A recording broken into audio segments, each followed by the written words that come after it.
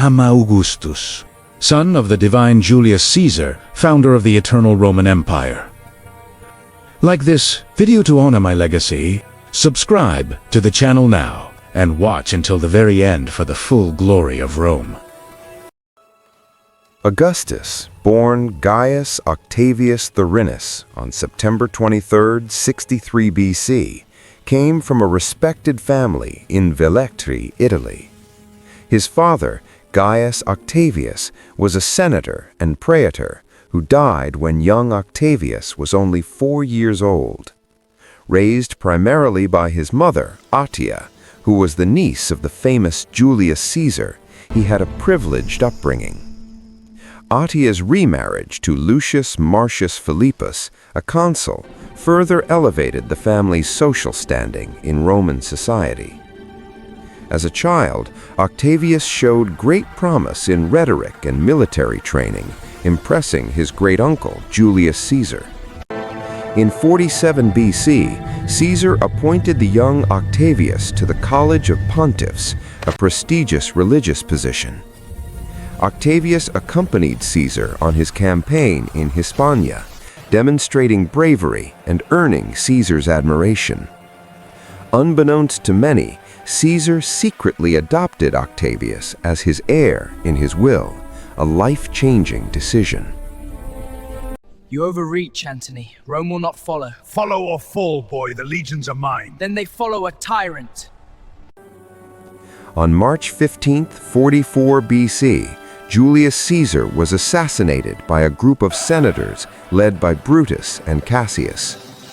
Upon learning of Caesar's death, the 18-year-old Octavius rushed to Rome to claim his inheritance and legacy.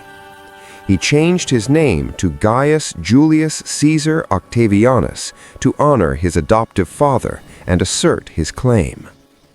In Rome, Octavian found Mark Antony, Caesar's loyal lieutenant, controlling the city and Caesar's assets. Initially, Octavian allied with the Senate against Antony, who was seen as a threat to republican values. The Senate granted Octavian imperium. Veterans, for your service, Italy's lands are yours. Italy fields, Italy is reborn! Allowing him to command troops and pursue Caesar's assassins. Octavian raised a private army from Caesar's veterans, showcasing his resourcefulness and determination. In 43 BC, Octavian, Antony, and Lepidus formed the Second Triumvirate to share power and avenge Caesar. The triumvirate proscribed their enemies, leading to the deaths of hundreds, including the orator Cicero. Brutus and Cassius were defeated at the Battle of Philippi in 42 BC, solidifying the triumvirate's control. After Philippi, the triumvirates divided the Roman world. Antony took the east, Octavian the west, Lepidus Africa.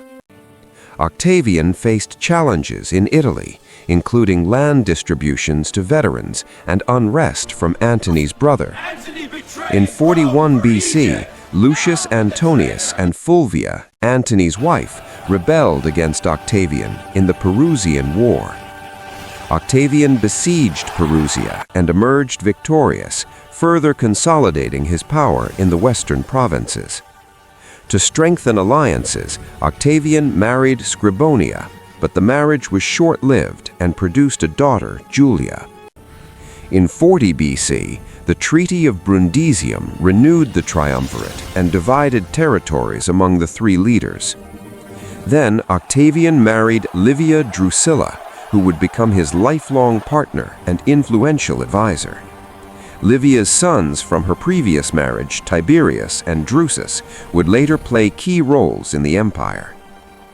Tensions rose as Antony allied with Cleopatra VII of Egypt, alienating many Romans with his eastern ways. The Senate crowns you Augustus! I accept this honor. Octavian used propaganda to portray Antony as a traitor under Cleopatra's spell, swaying public opinion. Citizens of Rome, our legion shall be reborn! Hail Caesar! Roma invicta! These new standards will lead you to glory. We are ready! Praetorians, will you swear loyalty to me? We swear eternal loyalty to you, sir! So be it. In 32 BC, the Senate declared war on Cleopatra, effectively starting a civil war against Antony. The decisive Battle of Actium in 31 BC. Senators, the Empire proclaims a reorganization of the provinces. Here are the maps and scrolls. New governors are appointed. Strengthen the bonds of marriage and family, for the stability of Rome depends on virtuous to more household. Saw Octavian's fleet, led by Agrippa, defeat Antony and Cleopatra. Antony and Cleopatra fled to Egypt, where they both committed suicide the following year in 30 BC. My sons, the omens darken. Father, we are ready. We will prevail. No, my sons! With his rivals eliminated, Octavian annexed Egypt as a Roman province, gaining immense wealth. Returning to Rome in 29 BC, Octavian celebrated a triple triumph for his victories in Illyricum, Actium, and Egypt. He closed the gates of the Temple of Janus, symbolizing peace after years of civil strife. In 27 BC, Octavian restored the Republic in name, relinquishing his powers to the Senate. The Senate granted him the title Augustus, meaning the illustrious one. Arms and the man I sing, who first from the shores of Troy. Marking the start of his principate. Augustus also received the title Princeps, or First Citizen, establishing a facade of republican governance. He reformed the Roman military, creating a standing army loyal to him with fixed terms of service. The Praetorian Guard was established as his personal bodyguard, ensuring his security in Rome. Augustus initiated massive building projects, transforming Rome from brick to marble, with temples and forums. The Ara Pacis, Altar of Peace, was constructed to commemorate the peace he brought to the empire. He reorganized the provinces, appointing governors and improving administration for better control. Augustus can secure our legacy. Augustus promoted moral reforms, enacting laws to encourage marriage and penalize adultery among the elite. His daughter Julia's scandals would later embarrass him, leading to her exile despite his strict laws. Augustus adopted his grandsons Gaius and Lucius Caesar as heirs, grooming them for succession. Tragically, both Gaius and Lucius died young, forcing Augustus to consider other successors. He reluctantly adopted Tiberius, Livia's son.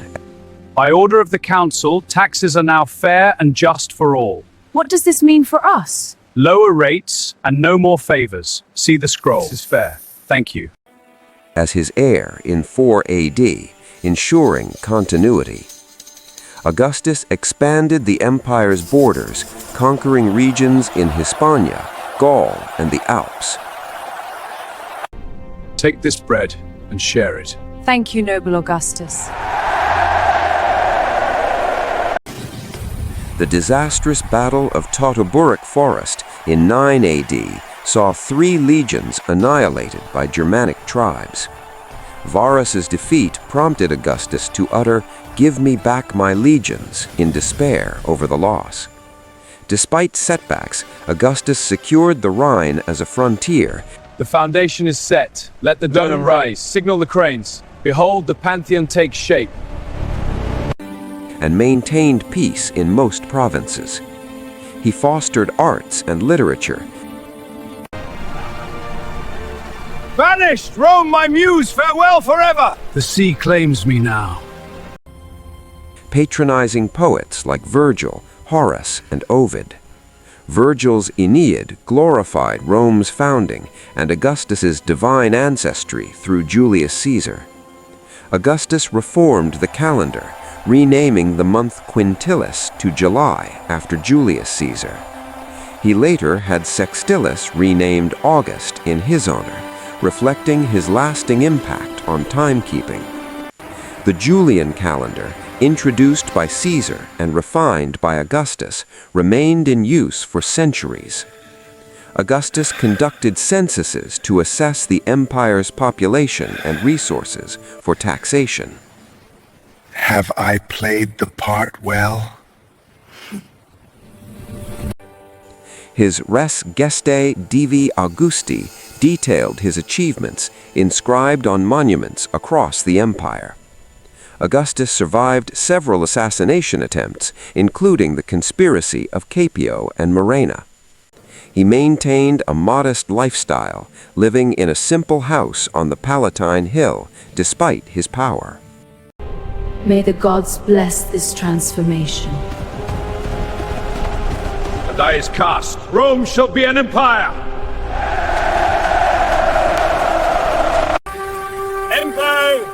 Empire expansion. Maps growing. Borders secure.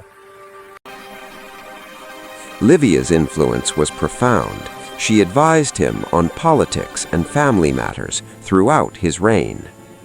Augustus deified Julius Caesar, building temples and establishing a cult to honor his adoptive father. He himself was wary of divine honors during his lifetime, but accepted some in the provinces. The Pax Romana, or Roman peace, Let us extol the virtues of pietas and gravitas, the cornerstones of our noble character. O muse of verse, inspire our heart, pledge words in the heart. began under Augustus, lasting for over 2 centuries. Trade flourished, with roads and sea routes connecting distant parts of the vast empire. Augustus encouraged agriculture and veteran settlements to stabilize the economy and society. This succession line shows our influence on emperors. Indeed, from Augustus to the Flavians, our council shaped Rome, a legacy of guidance. He reformed the tax system, making it more equitable and efficient for provincial revenues. The imperial cult emerged, with Augustus worshipped as a god in the East after his conquests. In Rome, he positioned himself as a restorer of traditional values and republican institutions. Augustus hosted gladiatorial games and public spectacles to entertain and placate the populace in Rome. The fire brigades, or vigiles, were created to combat fires in the densely populated city. Augustus divided Rome into regions and wards for better administration and public order. His friendship with Marcus Agrippa was crucial. Agrippa handled military and engineering projects. Agrippa built the Pantheon and aqueducts, improving Rome's infrastructure under Augustus's direction. After Agrippa's death in 12 BC, Tiberius married Agrippa's daughter Julia to secure the line. Augustus exiled the poet Ovid in 8 AD for reasons that remain mysterious to this day. In his later years, Augustus faced family tragedies, including the deaths of potential heirs. He revised his will multiple times, ultimately designating Tiberius as his successor. Augustus traveled extensively, visiting provinces. We pledge our unity and citizenship, joining as one people in this sacred circle. In the dance of Parthian negotiations, we tread with foreign policy caution. We have recovered our standards. This is our diplomatic triumph. Rejoice, for our honor is restored.